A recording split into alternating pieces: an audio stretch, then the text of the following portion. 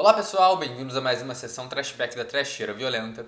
Eu sou Osvaldo e hoje vamos falar de Sexta-feira 13, parte 6, Jason Vive. Eu vi que tinha uma Sexta-feira 13 se aproximando no calendário e eu queria falar de algum dos filmes do Jason. E assim, eu já tinha feito a Trashback do primeiro filme do Sexta-feira 13, tá aqui em cima pra quem quiser ver. E a lógica dizia que agora eu tinha que fazer um vídeo da parte 2 e seguir desse jeito. Mas eu decidi fazer uma coisa diferente e fiz uma enquete no Instagram da Trasheira. Deixei o público votar em qual Sexta-feira 13 eles queriam ver na Trashback. E quem venceu, para minha surpresa, mas não tanto, foi o parte 6, Jason Vive. Aparentemente ele é o preferido de muita gente e eu não julgo porque ele também é um dos meus preferidos. Então eu fiquei feliz com essa escolha. A produção dos filmes do Sexta-feira 13 não tem muito segredo, não tem muita coisa por trás. Os filmes eram um sucesso de bilheteria e a Paramount estava fazendo um por ano desde 1980. O mais complicado que esse sexto filme teve que fazer foi dar uma continuidade para a franquia. Porque é aquilo, todo mundo já sabe hoje em dia, mas no primeiro filme não tinha Jason, era a mãe dele que era a assassina e o Jason estava morto. O filme 2 revela que o Jason na verdade estava vivo e agora ele é o assassino. E continua desse jeito até o filme 4, quando finalmente a criança Tommy Jarvis consegue matar ele. No filme 5, o Jason reaparece, mas é revelado no final que não era o Jason, era um cara que estava copiando ele, e todos esses filmes foram bem de bilheteria, mas os produtores ficaram com medo porque esse quinto filme não foi tão bem aceito assim. Eles contrataram o roteirista e diretor Tom McLoughlin e deram só uma missão pra ele, que era traz o Jason de volta, não importa como. Fora isso, o McLoughlin teve total liberdade no roteiro, então ele decidiu levar o filme pra um lado mais cômico e absurdo, ao mesmo tempo que ele mantém o aspecto do terror, slasher e assassinatos. E no final esse acabou virando um dos filmes mais icônicos da franquia, porque é dele que veio o Jason que todo mundo conhece na cultura pop. É o brutamontes zumbi que usa uma máscara de rock e uma machete pra sair por aí matando gente aleatória. E apesar desse filme ter sido um ponto alto na franquia e ser considerado um dos melhores pelos fãs, Sexta-feira 13 parte 6 não foi tão bem de bilheteria quanto os anteriores, e ele acabou marcando o fim de uma era nos filmes do Sexta-feira 13, porque ele é o último filme que segue o modelo de adolescentes vão pro Crystal Lake e são assassinados pelo Jason. O filme 7 até tem isso também, mas ele foca mais na menina com superpoderes, e aí depois o Jason vai pra Nova York, ele vai pro inferno, ele vai pro espaço, ele vai pra outra franquia, descarrilhou o negócio todo. E agora eu vou fazer a análise de Sexta-feira 13, parte 6, Jason Vive. Não acho que vai ser um filme tão complicado de falar sobre, acho que nenhum dos filmes do Sexta-feira 13 é, no fim das contas. É o Jason matando uma galera, todo mundo já viu isso, mas eu tenho que avisar que vão ter spoilers, né? É sempre bom avisar, mesmo que esse seja um filme slasher dos anos 80 e que provavelmente todo mundo já sabe o que vai acontecer nele. Mas antes de falar do filme, eu vou pedir pra vocês se inscreverem no canal, se vocês ainda não forem inscritos, deixem uma curtida no vídeo, comentem aí embaixo qual filme do Sexta-feira 13 vocês gostam mais. Se vocês curtem o Jason Vive também, deixem recomendações de filmes pra gente falar aqui no canal. Também acompanhe a gente nas redes sociais, os links estão todos aqui na descrição. E também vou mencionar de novo a Slash Cat, a loja que me enviou essa camisa do Fred Krueger. Eles têm várias estampas legais de terror lá, são especializados nisso. E eu vou deixar também o link deles aí na descrição do vídeo, caso vocês se interessem. Não sei se é heresia falar do Jason usando uma camisa do Fred, mas minha camisa do Jason não estava aqui às mãos, então é o que tem pra hoje. Então vamos nessa, vamos começar explicando a trama inovadora de Jason Vive. O Jason revive e vai pro lago matar uma galera. Ok, na real ela é um pouco mais complicada que isso. Nesse filme, o Tommy Jarvis já é adulto e ele quer se certificar de que o Jason tá morto. Então ele desenterra o corpo dele e ataca ele com uma barra de ferro. Nisso cai um raio nessa barra de ferro e voa lá. O Jason é revivido e ele tá pistola. Esse começo é meio sem sentido. A justificativa de que o Tommy Jarvis é meio paranoico e quer se certificar de que o Jason tá morto até que funciona. Mas o plano dele pra fazer isso é uma bosta e o jeito que o Jason revive não tem muita lógica também. Ele já tá morto faz alguns anos nessa história, mas um raio traz a carcaça dele de volta sem problema. Inclusive tem vários planos detalhe do olho dele, que é um olho normal. Ele não apodreceu esse tempo todo que ele ficou debaixo da terra. É a magia da eletricidade. Mas acho que o pior é, por que eles levam a máscara de rock do Jason pro cemitério? Isso não faz sentido, mas eu acho que o filme sabe que isso tudo é meio estúpido e ele abraça essa estupidez toda. Isso faz parte do humor dele e é por isso que ele funciona. E eu gosto que o primeiro plano do filme já é o céu trovejando, já dá aquela dica do que vai acontecer pro Jason reviver. A trama a partir daí é dividida basicamente em 3 personagens. O Tommy Jarvis tenta avisar o xerife local da volta do Jason e é dado como louco. Então ele tem um atrito com a polícia, mas ele precisa arranjar um jeito de derrotar o Jason mesmo assim. O xerife Garris, que na real não tem tanto foco assim, mas ele tem uma subtrama que ele começa a perceber que estão rolando assassinatos nessa área, só que ele acha que o culpado é o Tommy Jarvis, então ele começa a caçar ele. E claro, tem o Jason, que tá andando por aí matando gente aleatória. E isso nem é uma hipérbole, é literalmente gente aleatória. O filme tem o grupo de adolescentes que vai pro lago, como sempre, mas ele também vai metendo um monte de personagens que aparecem em uma cena só. Tem uma galera que tá jogando paintball, e aí tem um casal fazendo piquenique. São praticamente uns figurantes com fala que estão no filme só pra aumentar a quantidade de cena de morte que tem. Mas algumas dessas cenas até servem um propósito na história. A galera do paintball tá lá para estabelecer essa nova super força do Jason, que ele agora é uma criatura sobrenatural. E também para ele pegar a machete icônica dele, que ele pega de um dos jogadores que ele mata. Mas outras cenas, tipo o casal que eu já mencionei e a morte do coveiro, foram adicionadas depois, porque os produtores acharam que tava com trama demais no filme e tinha que ter mais cena de morte. Isso, na verdade, não é nenhuma reclamação, porque eu acho que isso dá um charme legal pro filme. Ele constrói bem cada um desses personagenzinhos minúsculos. Eles têm uma caracterização ali de leve, a única caracterização que eles têm, e aí eles morrem. Eles são personagens totalmente descartáveis, mas eu acho que a presença deles ali dá uma personalidade pro filme. E é aquilo, né? Geralmente o que vende um filme do Sexta-feira 13 são duas coisas, que é morte e sexo. Curiosamente, Jason Vive é um dos filmes preferidos dos fãs de Sexta-feira 13, mas ele é o filme da franquia que tem menos nudez, e na verdade eu nem lembro se ele chega a ter nudez explícita, eu acho que não. E ele também não tem efeitos de gore tão explícitos quanto os outros filmes da franquia. O que leva à pergunta, por que esse filme é um favorito dos fãs? E eu acho que é porque ele tem um roteiro bom. É simples assim. É uma história legal, porque mesmo ele repetindo a mesma trama dos outros filmes, ele põe elementos novos o suficiente para deixar ela diferente. Por exemplo, esse é o primeiro filme da franquia que realmente tem crianças hospedadas no acampamento de verão. E isso acaba servindo para desenvolver um pouco o personagem do próprio Jason, porque ele cria uma dinâmica nova. Você vê que ele não mata essas crianças. O que dá para deduzir disso é que ele supostamente ainda se identifica como aquela criança que se afogou no lago há muitos anos atrás e por isso ele não ataca as outras crianças. E também tem o fato de que esse filme tem uma trama clara. É um filme que tem um personagem principal, que é o Tommy Jarvis, e ele tem o objetivo de matar o Jason desde o princípio. E aí vão tendo obstáculos que impedem ele de cumprir esse objetivo.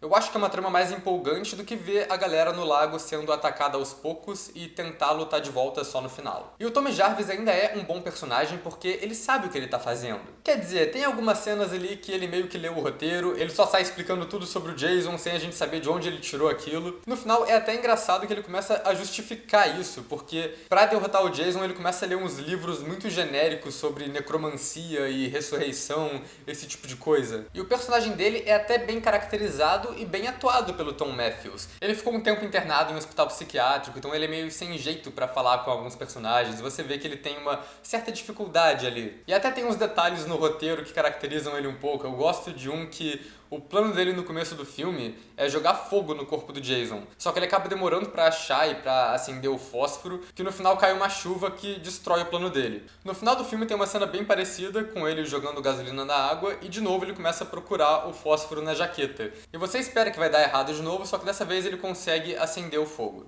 E não é só o Tommy que a gente tem de personagens interessantes nesse filme. Tem a Megan, que é a filha do xerife, que simpatiza com o Tommy e decide ajudar ele a matar o Jason. Ela não é exatamente um interesse romântico, apesar de ter uma tensão bem clara entre os dois, o que é até aproveitado para efeito cômico, principalmente na cena de perseguição de carros, que ela manda o Tommy ficar com a cabeça deitada no colo dela. Os dois até têm uma cena de beijo também, mas é mais por pragmatismo do que por romance. Ela é parte do plano pra conseguir tirar o Tommy da cadeia. E nem no final acontece alguma coisa, eles não ficam juntos nem nada disso. Eles só ficam lá, abraçados e em choque, olhando pro lago. E essa cena da perseguição de carro é muito boa pra estabelecer a personalidade dela. Ela tá fugindo da polícia em alta velocidade, já mostra que ela é meio rebelde, meio badass, podemos dizer.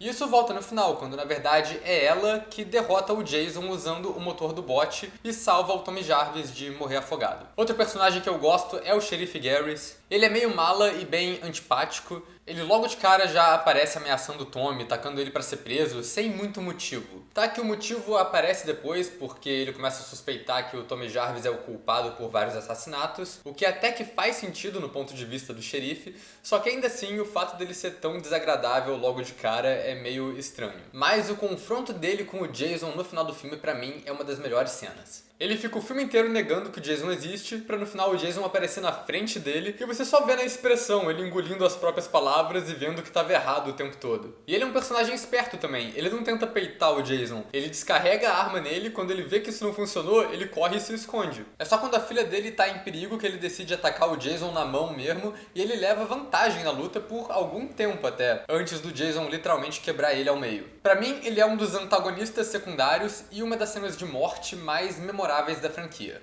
O resto dos adolescentes do grupo também são bem estabelecidos, principalmente a Paula, que é pra ser a menina certinha, a típica final girl de filmes de terror. Como esse filme é mais autoconsciente, ela tem uma morte bem brutal, mas que não aparece na câmera. A gente só vê o resultado no quarto cheio de sangue. E agora que eu já falei em autoconsciência, acho que é um bom ponto para começar a falar do humor nesse roteiro. Esse filme quebra muito a quarta barreira e comenta os clichês de terror, e ele serviu de inspiração mais tarde para o Kevin Williamson escrever o roteiro de Pânico, que foi o filme que popularizou essa brincadeira com os clichês do gênero. Então, os personagens de Jason Vive são bem espertos. Tem a moça no começo que comenta sobre como ela já viu filmes de terror o suficiente para saber que tem que fugir de gente mascarada, e tem o personagem do menino roqueiro que vê o cabo de força cortado e imediatamente fala que eles têm que sair dali o mais rápido possível, ao invés de ficar lá procurando solução e descobrir quem fez aquilo. E é engraçado que, igual Pânico, eles conhecem os clichês do terror, eles tentam se prevenir, mas o Jason também conhece os clichês e tá sempre um passo à frente deles. Mas enfim, o tom de humor desse filme é estabelecido bem no começo, com a paródia dos créditos de abertura do James Bond, mas usando o Jason no lugar do James Bond. E esse tipo de humor escrachado continua no resto do filme, tanto no visual, os jogadores de paintball usando uma bandana escrito morto antes do Jason matar eles, quanto nas próprias falas, tipo as crianças nihilistas comentando como que o Jason vai matar todas elas sem emoção nenhuma. O momento mais clássico de quebra da quarta barreira desse filme é quando o coveiro olha pra câmera e fala alguma coisa do tipo: pra que tirar o Jason do túmulo? Algumas pessoas têm uma noção bem estranha de diversão. Obviamente se referindo ao público que tá assistindo aos filmes que gosta de ver o Jason matando gente pra se divertir. Até a montagem tem bastante humor, tem uns cortes bem descritivos de comédia que fazem uma rima irônica de uma cena pra outra. Acho que esse é o tipo de coisa que é mais fácil eu mostrar do que eu explicar. Dig him up.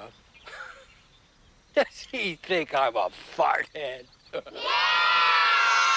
E o filme não podia ter esse tipo de humor sem fazer referência a outros filmes de terror também. Tem uma cidade mencionada que se chama Carpenter, que é uma referência óbvia ao John Carpenter. O nome do xerife Garris é uma homenagem ao escritor e diretor Mick Garris, que é amigo do Tom McLoughlin. A jaqueta de uma das personagens está escrito Baker, que talvez seja uma referência ao Rick Baker, o artista de efeitos visuais. E o mais importante é uma loja onde o Tommy Jarvis para, que se chama Karloff, uma referência clara ao Boris Karloff, o ator dos filmes do Frankenstein dos anos 30, que também serviram de inspiração para o modo como o Jason revive nesse filme. Como eu já disse, esse é o primeiro filme com o Jason zumbi, e eu gosto da atuação dele aqui. Eles pegaram um ator que era ex-militar, e algumas cenas dá pra ver como ele faz os movimentos mais exatos e mais bruscos. O Jason fica mais brutal. Tem algumas cenas, como eu disse, que ele tá descobrindo a própria força, que chega a ser até engraçado. E eu gosto que parte do arsenal dele é um cinto de utilidades que ele rouba na metade do filme, e ele usa vários itens desse cinto pra matar as pessoas. Ele fica parecendo um tipo de Batman do mal. A morte do Jason nesse filme não é uma das melhores visualmente, mas eu acho que o confronto final dele com o Tommy Jarvis no barco e o lago pegando fogo é bem icônico. Ele até termina com as chamas se apagando no horizonte, meio que simbolizando, né, a derrota do Jason, acabou o perigo ali. E o filme termina com o plano final perfeito, que o Tommy Jarvis consegue amarrar o Jason com uma corrente em uma pedra e prender ele no fundo do lago. E o último plano do filme é o Jason debaixo d'água, derrotado, mas ainda vivo, esperando uma nova oportunidade. A direção do McLoughlin é bem competente aqui. Ele gosta de colocar o Jason bem na frente da câmera, olhando para o que está acontecendo ao fundo. Dá aquela impressão de que os personagens estão sempre sendo observados. E ele faz vários planos diferentes também. Tem uns zenitais bem feitos, e eu gosto do cinismo no plano que tem o Jason entrando no acampamento e ele passa por uma placa cheia de qualidades bonitinhas ali. Tem umas cenas que brincam com expectativa. Tem uma que intercala o Jason andando no mato com a Megan na delegacia. É um plano que dá muito destaque pra janela que tá atrás dela. Você espera que o Jason chegue lá e ataque ela, mas na real ele tá indo para outro lugar. Mas pra mim a melhor cena em questão de direção nesse filme é quando o Jason aparece na janela atrás de uma das personagens e fica acompanhando os movimentos dela, sem ela ver. Eu acho que talvez seja uma das cenas mais tensas de qualquer Sexta-feira 13. O filme tem uma direção de arte e uns cenários bons. Eu gosto que eles mudaram o nome de Crystal Lake pra Forest Green, e o design dos cenários reflete um pouco essa mudança. E eu acho muito bom o toque de colocar a antiga placa do Crystal Lake no fundo do lago, ainda mais pichada por cima. É um dos melhores visuais desse filme, é uma das imagens que eu sempre lembro quando eu penso nele. Eles meio que tentam enterrar o passado junto com o Jason, mas ele continua voltando à tona. Não adianta tentar renomear o lugar, fazer um redesign, chamar de Forest Greens, porque aquele lugar sempre vai ser o Crystal Lake, sempre vai ser o Camp Blood, e ele vai ter sempre essa reputação. Tem uma curiosidade também sobre a direção de arte, porque tem uma cena bem rápida que aparece um LP do David Bowie, o Aladdin Sane. Isso é porque os filmes do Sexta-feira 13 eram quase todos produzidos sob um nome falso, para deixar o projeto mais secreto. E o nome falso do Jason Leaves era Aladdin Sane, baseado nesse LP. Então, é isso daí. Falando em LP, a trilha sonora desse filme é ok. Ela é aquela clássica trilha do Harry Manfredini, igual ele faz pra todos os Sexta-feira 13. O único tema que destoa é o que toca durante as cenas do paintball, que parece uma coisa muito mais cômica, meio que uma paródia de músicas de filme de guerra. Mas o destaque mesmo da trilha é que esse é o famoso filme do Sexta-feira 13 que teve a colaboração com o Alice Cooper. São 3 músicas dele que tocam na trilha sonora, 2 foram feitas especialmente pro filme. Hard Rock Summer, que toca na perseguição de carro, e He's Back, The Man Behind the Mask, que toca nos créditos finais, e a letra é literalmente sobre o Jason indo pra floresta matar uma galera. E são 2 músicas muito boas da Alice Cooper e eu gosto bastante das 2. O último tópico que eu tenho pra comentar aqui, claro, são os efeitos. Como eu disse, esse é um filme do Sexta-feira 13 que até que pega leve nesse aspecto, apesar dele ter várias cenas boas de morte. Ele arranca o coração de um cara igual um Fatality do Mortal Kombat, tem o casal que ele mata com a lança, que na verdade é um pedaço de grade, mas enfim, serve como uma lança. E é engraçado que esse casal é composto pelo Tony Goldwyn, em seu primeiro papel atuando em um filme, e pela mulher do diretor, que tenta dar dinheiro pro Jason antes dele matar ela numa poça d'água. É uma cena bem peculiar.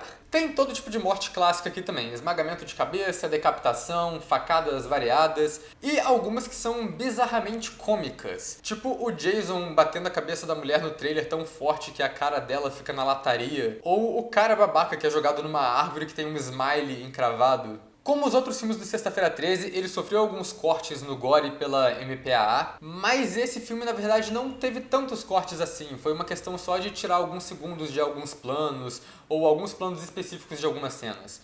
Dá pra achar as cenas de morte inteiras da versão original no YouTube e dá pra ver que elas não têm tanta diferença assim. Mas isso acontece também porque muitas das cenas de morte já foram cortadas e reduzidas de versões mais brutais que tinham no roteiro original. Uma que eu acho bem notável é o policial de bigode, que no roteiro original ia ter a cara dele arrancada pelo Jason. Mas acho que a cena mais importante pra esse filme, que nunca saiu do papel, é que ele devia ser a primeira aparição do Elias Voorhees, que é o pai do Jason.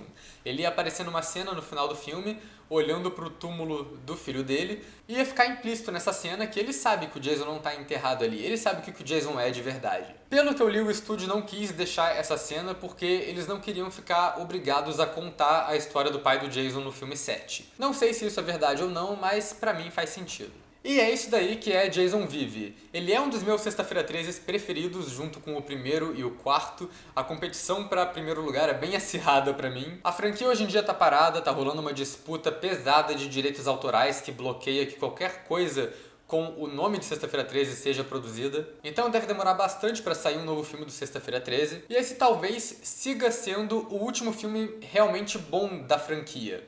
Porque depois dele a franquia caiu na bagaceira extrema. E tem o remake, que é um divisor de opiniões. Tem gente que ama, tem gente que odeia. Mas acho que o Jason Vive é o último que os fãs concordam quase todos que é um filme bom. E é exatamente isso. Pra mim, Sexta-feira 13, parte 6, prova que não necessariamente quanto maior o número da continuação, pior vai ser o filme. Ele com certeza é um dos melhores da franquia, ele tira o máximo dessa ideia, ele consegue ser criativo com essa trama de pessoas vão pro lago e o Jason aparece. E ele tem esse tom de humor de quebrar a quarta barreira, autoconsciente, que acabou sendo uma influência muito importante pro Pânico e pro renascimento dos filmes slashers nos anos 90. É um filme que eu gosto bastante e que eu recomendo para os fãs de terror, principalmente para quem gosta de uma trecheira clássica dos anos 80, porque se tem uma coisa que esse filme é, ele é muito anos 80 também.